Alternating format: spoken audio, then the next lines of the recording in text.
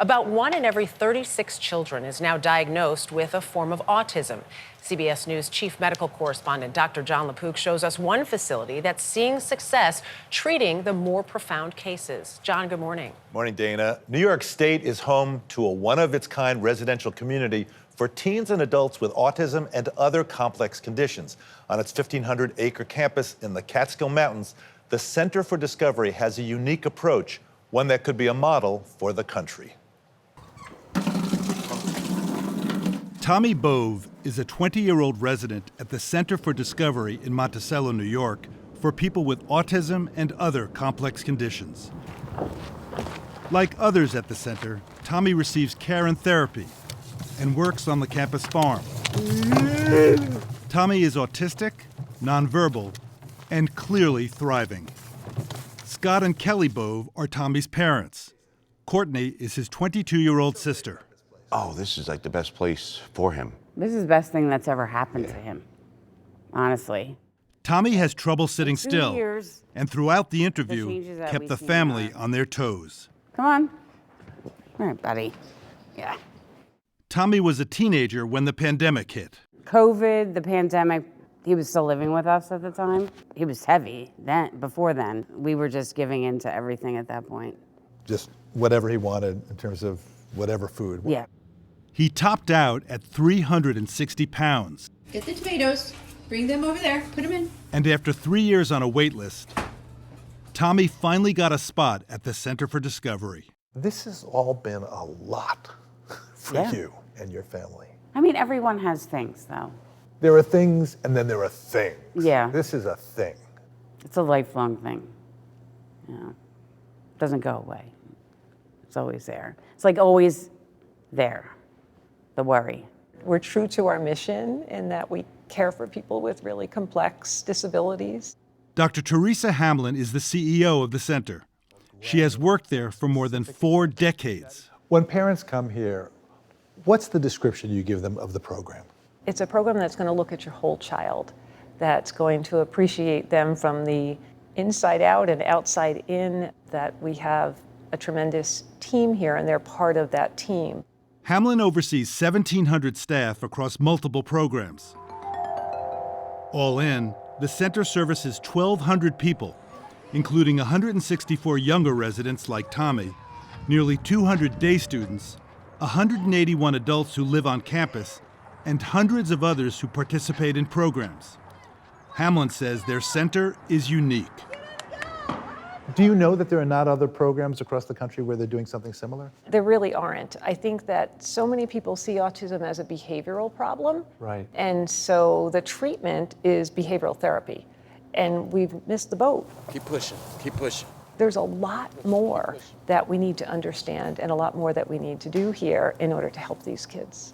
The backbone of the center includes healthy food, sleep, activity, healthcare, and a soothing environment. How are you guys doing? How's the day going? Jennifer Frank leads the Nourishing Arts program. It includes 35 chefs and their farm-to-table, or as the center calls it, seed-to-belly program. Residents eat whole foods, much of it grown on the grounds. Ultra-processed foods are banned. Food has amazing power. It has the power to completely support your health or to totally undermine it. What about outcomes? We're seeing amazing results in the health of the kids. Our obesity rate, we have about a 60% rate of ideal body weight. Frank says adults at the Center for Discovery also have much lower rates of high blood pressure and diabetes than the general public. So you're seeing across the board Across the board. So I just think, imagine if we can do this for some of the most medically complex individuals there are. Imagine what that means for you and I. The Boves say Tommy's progress has been amazing. So you're actually noticing not only weight change and physical change, but behavioral change. Well, he's like dressing himself too, which we always just did it, honestly. So things that most people take for granted, for you, him doing them. Huge. Yeah. It was huge. Like, we're in shock. I don't want to imply that the program here fixes everything, right?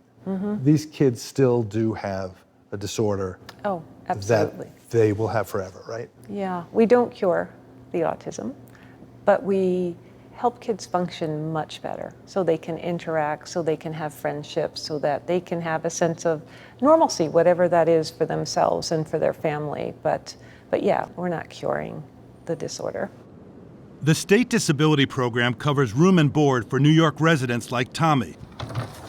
But for those out of state, the annual cost is more than $100,000. Tommy will age out of the pediatric program when he reaches 22. What happens when he leaves here? That's what causes stress. Adult slots here open only rarely. So in about 18 months, Tommy will likely have to find a different residential center and adjust to new surroundings. And of course, you're thinking about the future. Yes. What's that thinking like? For a few years ago, I ended up in a hospital, and it was, what happens if something happens? Yeah. Is relief when he came in here, was relief saying, okay, no, the state's gonna take care of him now, the school will take care of him.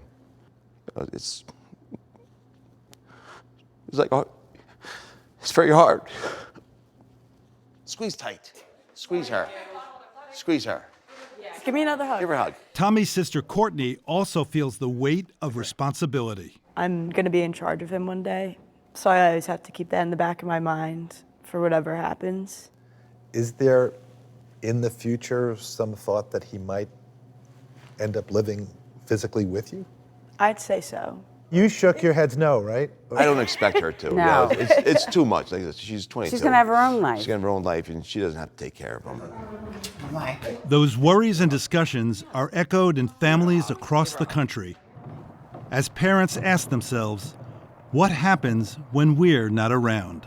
And there's no question the Center for Discovery is easing the burden and the worry for families with autistic children. The hope is it will inspire the creation of other centers with a similar holistic approach. And to that point, you have like a Dr. Hamlin who's been there 4 decades. What a gift that is in terms of like institutional knowledge. But how do you scale something like this? That's the big issue. How do you scale it so it's not just there, it's everywhere? How do you make it financially sustainable? And then what happens when kids reach, their 20s and 30s and 40s? And how do you make it so that their lives are still productive and there's support for them? And we heard from Courtney, his sister there. That was a beautiful moment of where she's willing to take care of her brother, Tommy. Parents didn't know it would happen.